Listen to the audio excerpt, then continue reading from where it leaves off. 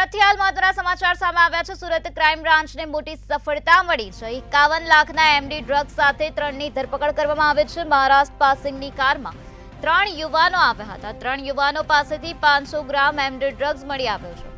તો ભાટિયા ટોલનાકા નજીક ચેકિંગ દરમિયાન ડ્રગ્સ મળી આવ્યો છે। યુવાનો પાસેથી મોબાઈલ અને રોકડ પણ મળી આવે છે। ક્રાઇમ બ્રાન્ચે 3 યુવાનોની ધરપકડ કરી લીધી છે અને હાલ આ સમગ્ર મામલામાં વધુ કાર્યવાહી હાથ ધરવામાં આવી છે। સુરત ક્રાઇમ બ્રાન્ચને મોટી સફળતા પ્રાપ્ત થઈ ગઈ છે, જેમાં મહારાષ્ટ્ર પાસિંગની કારમાં 3 યુવાનો આવ્યા હતા। 51 લાખના એમડી ડ્રગ્સ સાથે 3ની ધરપકડ કરી લેવામાં આવે છે। 3 યુવાનો પાસેથી 500 ગ્રામ એમડી ડ્રગ્સ મળી આવ્યો છે। ભાટિયા ટોલનાકા નજીક ચેકિંગ દરમિયાન ડ્રગ્સ જપ્ત કરવામાં આવ્યો છે। યુવાનો પાસેથી મોબાઈલ અને રોકડ પણ મળી આવે છે। ક્રાઇમ બ્રાન્ચે 3 યુવાનોની ધરપકડ કરી છે અને વધુ તપાસ હાથ ધરી છે।